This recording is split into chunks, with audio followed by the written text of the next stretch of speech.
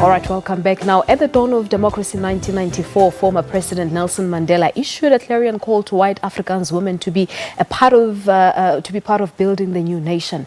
This, of course, as a position of both oppressor and the oppressed. Former journalist Professor Christi van Westhuizen explores the lives of Afrikaans women in post-apartheid South Africa in a book that's called Sitting Pretty. There's the book there on the screen. Prof, good morning to you. Thank you so much for coming through. Morning, Paulette. Good to be here. Good to have you here in studio. Now, let's start with the title of the book, Sitting Pretty. Talk to us about the title. Well, Sitting Pretty speaks to both the positions that women, and particularly white women, occupy, in a sense that, and what was also suggested in your introductory introduction to this interview, the fact that they are in a position of white privilege, so therefore they are actually quite comfortable.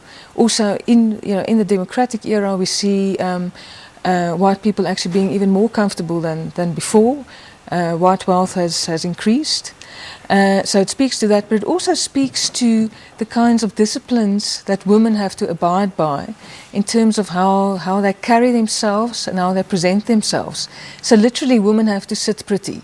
Women have to, if you want to be acknowledged as a woman, you have to sit in a particular way. Yeah. You have to carry yourself in a particular kind of way, which has actually got to do with femininity and with heterosexuality, and what those disciplines actually tell us how to be. Yeah, but looking back, because I know that the book, takes a few steps back into the previous years and sort of compare with contemporary women now. How have Afrikaans-speaking women sort of responded to this challenge of nation building? Well, that's the big question that the book is trying to answer. So if we look at historically, of course, the white Afrikaans women occupied a kind of a dual position. On the one hand, they were part of the oppressor class, as white people, in particular as Afrikaner women. But on the other hand, they were also oppressed because of their gender position. Yeah. So the question is now, there's a promise of freedom that comes with our constitutional democracy. So the question is, have these women actually embraced this promise of freedom? And I think that the good news in our book is that it's quite a mixed picture. So even while some women may remain trapped in some of the ideas of apartheid around racism and sexism and so forth, other Afrikaner women are really challenging those ideas, and they're trying to do things differently. And therefore they're trying to contribute to our democracy in a positive way. And you also have a group who wouldn't bother. Yes. Not that they are for apartheid or racism, but they just are busy with certain things aside. Well, how it works is that, in a sense, we were all trained as South Africans to be white and to be black and to be heterosexual and homosexual and women and men in a particular kind of way. And so the challenge for all of us actually is, can we move beyond the way that apartheid has trained us to be? And we see with Afrikaner women specifically, so some women are still trapped in those old ideas, in terms of race, in terms of sexuality, in terms of gender. But you also have those women who are actively challenging it, and they're trying to do things differently. And when we're saying doing things differently, of course it starts in the family. So it's from the family. The family is a social institution. Sometimes we don't think of it as an institution. But it starts in the family, challenging those ideas around gender and race and sexuality that we find in the family.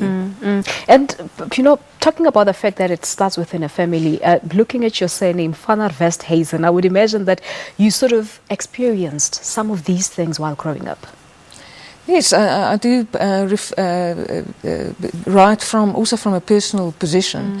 I grew up in Boksburg at a time, on the east rand of Johannesburg at a time when we had a resurgence in racism. The Conservative Party came back into power. This is now in the 1980s. We had petty apartheid brought back, and so on. And that at the time, for me I was very young at that stage, but it actually brought home to me the horrors of racism and what it means. And it's partly out of that position that I'm today, as a white Afrikaans woman, I'm trying to make sense. I want to combat racism in my own work, and I want to combat heteropatriarchy as well.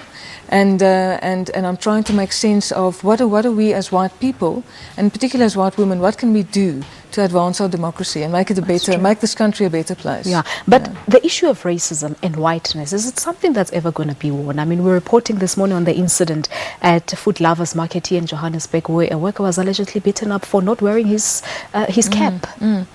Well, we've seen in the past few years recurrent incidents of racism, actually much more frequently than in previous years, and I'm particularly concerned about that. So it seems to me that racial polarization has actually become worse in South Africa, on the one hand, and on the other hand, that all those old habits of ours are actually cropping up again, and we're falling back into those habits. And particularly as white people, we have to challenge ourselves about our racism, and we have to see how we can do things differently. And it starts in those relationships with people, whether it's in the family, whether it's at the workplace, whether it's at the church, at school, and so on. And to challenge ourselves continuously as white people in terms of how we're treating other people. All right, Prof, we have to leave it at that, but the book is out, it's available, it's a very beautiful read. Professor Christi van der Westhuizen, baie dankie, ons waardeer dit baie.